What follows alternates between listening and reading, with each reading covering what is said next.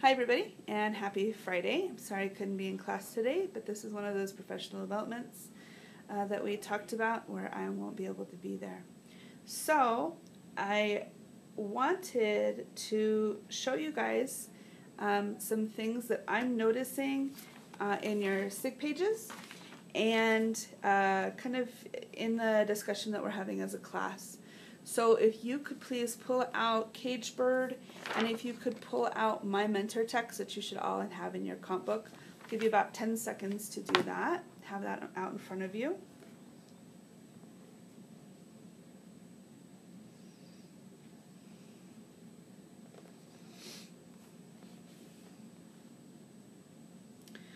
All right.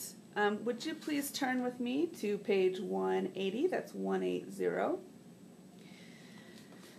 I'm in chapter 23, and this is my little graphic organizer, and this will be up on the board at the end of this video for you guys to refer back to.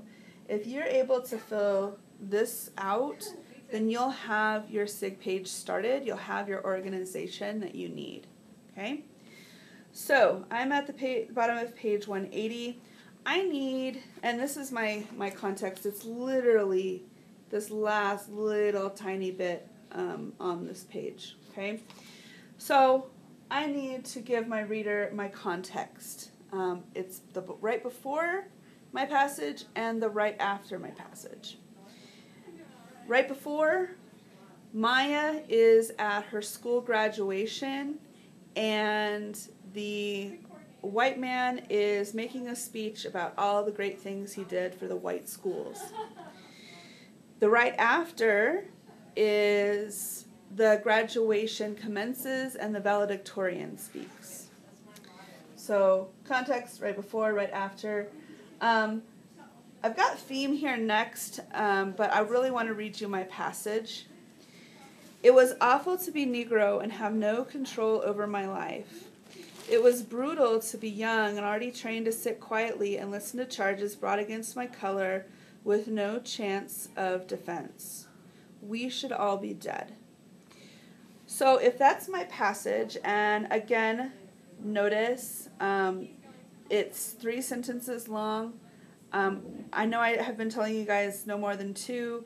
My third sentence, though, is so important that we should all be dead, that I'm bending the rules for myself, okay? So 3 sentences of a passage. What's my theme? The subject of the theme is definitely going to be inequality. This passage is Maya speaking about the inequality that she feels as a Negro. And I'm using the word Negro because that's the word she uses, okay? So if this passage is about inequality, then Maya wants me to know something about inequality. She wants me to have learned something by reading this passage. So what is it she wants me to learn? That's my theme statement. Inequality breeds resentment and self-hatred. Okay? So something that I'm seeing in your guys' writing is you have a theme subject, like you'll say racism. The theme is racism. Well, what does the author want you to have learned about racism by the time you read that passage? Okay? That's your actual theme statement. And also notice how short mine is. Inequality breeds resentment and self-hatred.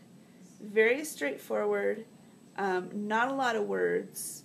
I feel like I'm getting themes that are extremely wordy, and people are really struggling. If you can cut it down to just a few things, a few words, that's much stronger writing, okay? Inequality breeds resentment and self-hatred.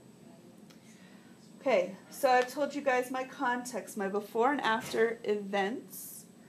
I've told you, I read you the passage, and I told you the theme that I chose. Notice that I use the word events when I'm talking about the context. All of this is the event. She's in that graduation, that white man gets up to speak, and he brags about the white schools. And those are all events.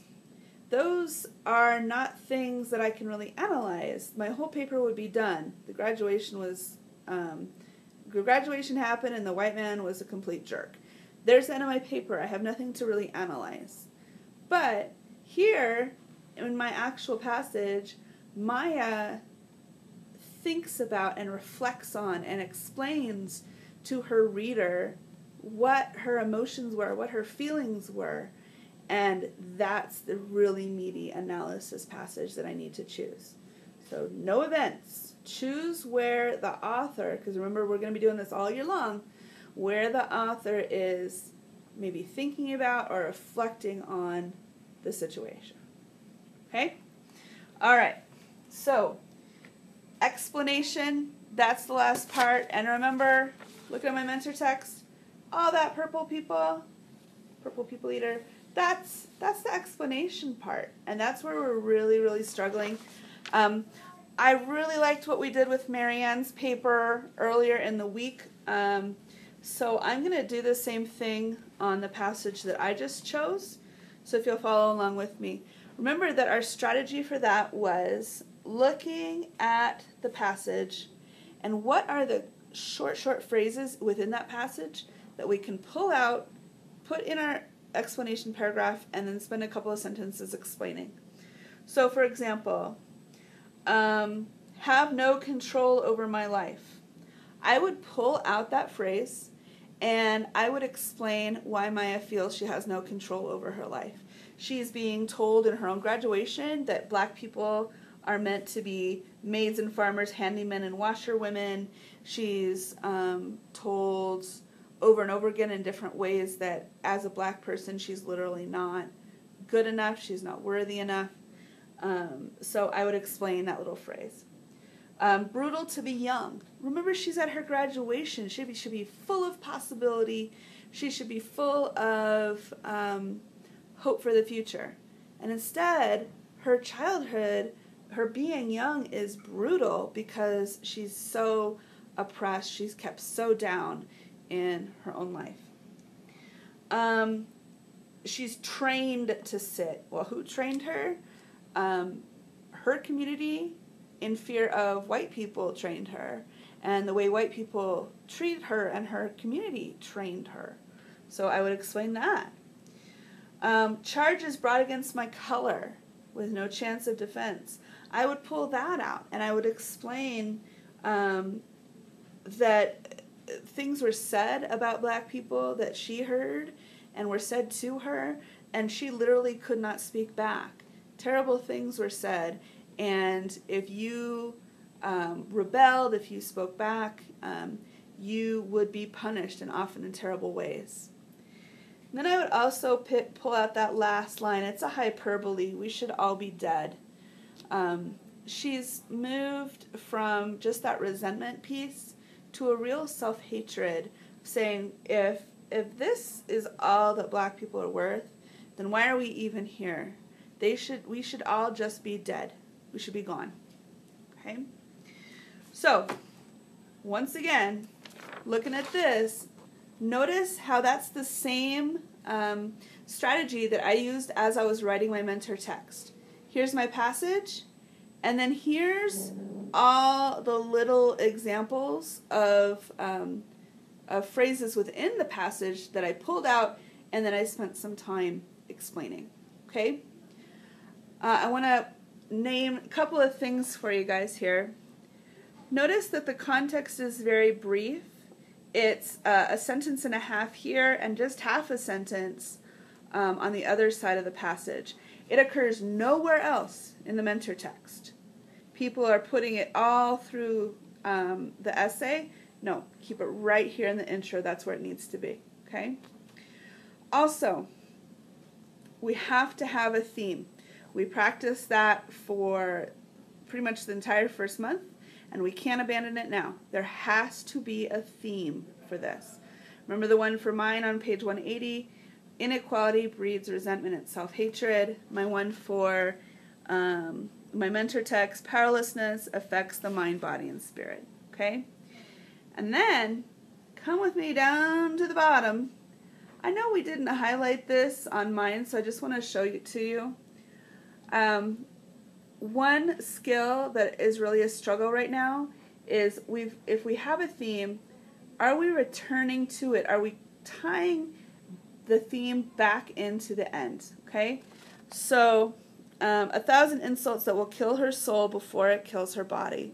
That is a direct tie back to the theme that I wrote here in my intro. Okay, so something that I expect to see and that we'll get a little bit more explicit about, but this is the beginning, is if this is the theme, it needs to be tied into the end of the paper. Okay? And in those theme paragraphs that we practiced over and over and over again with poetry, I said you guys had to name the figurative language. I stopped repeating myself on that, so I'll accept responsibility, but let me be super clear, that doesn't go away. Notice that I use image, and notice that I use the metaphor is extended, so it's extended metaphor. You have to name what you're using too, and in my explanation here on 180 that we should all be dead, I named it as a hyperbole. Okay, so you gotta name that figurative language. Okay, so here is the class today, guys. This video looks like it's going to be about 12 minutes long, and here in a second I'm going to have Mr. Evans pause the video so that you can have this in front of you as a graphic organizer. And what I want you to do is, for chapter 24, I want you to get together in partners, and I want you to discuss and maybe even choose what's the significant passage in chapter 24. After 10 minutes are up, Mr. Evans is going to leave up the graphic organizer, but he's going to have you split apart, and you're going to have some private work time to get ready for the SIG page that's due on Monday. There is it. From chapter 24, whatever you decide on is due on Monday, okay? And not the graphic organizer. You need to turn it into that full piece of writing, okay? So my hope for you is at the end of this period, you've had a chance to talk with a partner about what passage you choose, and you've been able to completely fill this out with a bunch of notes about explanation, so that when you go home this weekend, all you're doing is writing directly from your plan. Okay? Mr. Evans, I'm going to put the graphic organizer, here we go, getting all close to it, graphic organizer up on the board. If you would please press pause. And guys, I will see you on Monday with that chapter 24 SIG page.